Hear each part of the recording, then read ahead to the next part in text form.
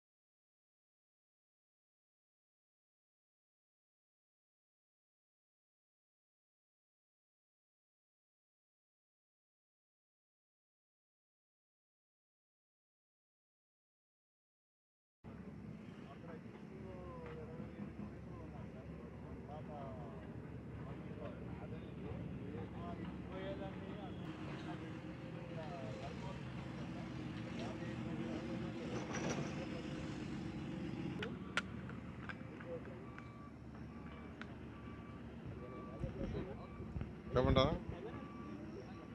రాజధానిలో ఈ మధ్య వర్షాలు వచ్చినప్పుడు దాని మీద కొంతమంది రాద్ధాంతం చేసి సోషల్ మీడియాలో రకరకాలుగా వైరల్ చేశారు. ఈరోజు అమరావతి రాజధానిలో అనేకమైన పనులు జరుగుతున్నాయి. ట్రంక్ రోడ్స్ కావచ్చు, లేఅవుట్స్ రోడ్స్ కావచ్చు, బిల్డింగ్స్ కన్స్ట్రక్షన్ కావచ్చు, అదేవిధంగా వెస్ట్ బైపాస్ రోడ్ యొక్క కన్స్ట్రక్షను చివరి దశకు వచ్చింది. ఈ నేపథ్యంలో ఏదైతే కొండవీటి వాగు ఉందో, కొండవీటి వాగు పోయే దగ్గర ఈ యొక్క వెస్ట్ బైపాస్ రోడ్డు మీద ఒక 210 మీటర్ల పొడవులో ఒక బ్రిడ్జి కట్టారు. 210 మీటర్లు. దాంట్లో 120 మీటర్ల వెడల్పులో వెంట్లు కట్టారు. వెంట్లు అంటే అటు ఇటు నీళ్లు పోయేదాన్ని కట్టాయి. 9 వెంట్లు. అయితే పని చేస్తూ ఉండారు కాబట్టి ఆ వెంట్ల దగ్గర పూర్తిగా మట్టి బ్లాక్ అయిపోయింది. ఆ యొక్క బ్రిడ్జి కింద 24 అడుగులు వాటర్ పోయేటట్టుగా ఫ్లో ఉండాలి. 24 అడుగులు లోతుకు ఉండాలి. 24 అడుగులు మట్టితో పూడుకోపోయింది. మట్టితో పూడుకోపోవటం వల్ల పైనుంచి వచ్చే కొండవాగు యాక్చువల్గా అటు నుంచి పోలేక అది రివర్స్ కొట్టింది. అయితే దాన్ని తీయడానికి అధికారులు యాక్చువల్గా ఆ వెంట్లో వాటర్ తీయడానికి ట్రై చేశారు. 9 వెంట్లలో 2 వెంటల్లో మాత్రమే కొద్దిగా వాటర్ ఎత్తుగా చేయగలిగారు. అయితే యాక్చువల్గా అలా కాదు, ఏదైతే రోడ్డు ఉందో వెస్టర్న్ బైపాస్ రోడ్డు ఒక 50 మీటర్లు కట్ చేసేయండి, వాటర్ ఫ్లో పోతుందని చెప్పాను. దాని ప్రకారం యాక్చువల్గా వాళ్ళు ఇప్పటికైతే 24 మీటర్లు కట్ చేశారు. బ్యాలెన్స్ కూడా కట్ చేస్తున్నారు. అది కట్ చేస్తే పూర్తిగా వాటర్ వెళ్ళిపోతుంది. దీనికోసంగా కొందరు పనిగట్టుకొని రాద్ధాంతం చేశారు. పనులు జరిగేటప్పుడు కొన్ని ఇబ్బందులు ఉంటాయి, కొన్ని అబ్స్ట్రక్షన్స్ ఉంటాయి, ఖచ్చితంగా కొన్ని ఉంటాయి. ఎందుకంటే ఈ యొక్క వెస్టర్న్ బైపాస్ మీద అక్కడక్కడ వెంట్స్ పెడతారు, అటు ఇటు వాటర్ పోవటానికి. పెట్టేటప్పుడు ఏంటంటే వర్క్ జరుగుతుంది. వర్క్ జరిగినప్పుడు అవి క్లోజ్ అయినాయి. ఆ వర్క్ పూర్తి అవ్వగానే అవి తీస్తారు. అవి తీసేదాకా కొద్దిగా ఇప్పుడు ఏదైతే వెంట ఇక్కడ కట్టారో దాని కింద యాక్చువల్గా షంటింగ్ సామాను పెట్టడం అవన్నీ చేస్తున్నారు. దానివల్ల క్లోజ్ అయినాయి. దానివల్ల కాబట్టి అందరికీ నేను ప్రజలందరికీ చెప్పేది ఏంటంటే అమరావతి క్యాపిటల్ సిటీ చాలా సురక్షితమైంది. నెదర్లాండ్స్ వాళ్ళ దగ్గర డిజైన్ చేయించాము. నెదర్లాండ్స్ వాళ్ళ దగ్గర Kondaveeti Vagu, Palavagu, gravity canal, pumping stations అవన్నీ. ఎంత ఫ్లడ్ వచ్చినా ఈ కొండవీటి వాగు కూడా ఫిల్ కాదు, అంటే ఆ కెనాల్స్ కూడా ఫిల్ కావు. అంత కెపాసిటీ విధంగా యాక్చువల్గా చేయడం జరిగింది. ప్రజెంట్ ఈ యొక్క బ్రిడ్జి దగ్గర పనులు జరగటం వల్ల మట్టితో బుడికిపోవటం వల్ల అవతల వాటర్ యువతలకు రానందువల్ల జరిగిన చిన్న ఇది దాన్ని యాక్చువల్గా క్లియర్ చేస్తున్నారు. కాబట్టి ఎవరైనా మాట్లాడదలుచుకుంటే ఏ నాయకులైనా, కొంత నాయకులు ఇష్టం వచ్చేట్టు మాట్లాడుతున్నారు. అవన్నీ వచ్చి చూడండి, వచ్చి చూసి కంటితో వచ్చి చూస్తే తెలుస్తుంది. ఎవరికైనా వచ్చి కంటితో వచ్చి చూస్తే తెలుస్తుంది, కానీ ఎక్కడో కూర్చొని మాట్లాడితే కాదు. మీరు ఎన్ని మాట్లాడినా, ఎన్ని చెప్పినా, ఏం చేసినా 3 సంవత్సరాలు అమరావతి పూర్తవుతుంది. రేపు మార్చికి ఆల్మోస్ట్ 4000 హౌసెస్లో ఒక 100-200 హౌసెస్ తప్పితే మిగతా అన్ని అధికారులకు ఇచ్చేస్తున్నాం విత్ ఇన్ఫ్రాస్ట్రక్చర్. అదేవిధంగా 1.5 yearలో ట్రంక్ రోడ్స్ అయిపోతాయి. ప్రభుత్వం చేసిన నిర్వహణతో అది ఒక అడవి అయింది. ఆ అడవి యొక్క కంపలన్నీ తొలగించడానికి యాక్చువల్గా ఎక్కువగా జేసీబీలు ప్రక్రియలు పెట్టారు. దాంట్లో కొన్ని రాళ్ళు పోయినాయి. అవన్నీ కూడా వర్షాలు తగ్గానే వెంటనే చేయిస్తామని మరొకసారి తెలియజేస్తూ, ఎవరు ఏం మాట్లాడదలుచుకున్నా ఇక్కడ వచ్చి చూసి మాట్లాడితే రియాలిటీ తెలుస్తుంది. అంతేగాని ఎక్కడో కూర్చొని ఇష్టం వచ్చినట్టు మాట్లాడితే ప్రజలు క్షమించరు.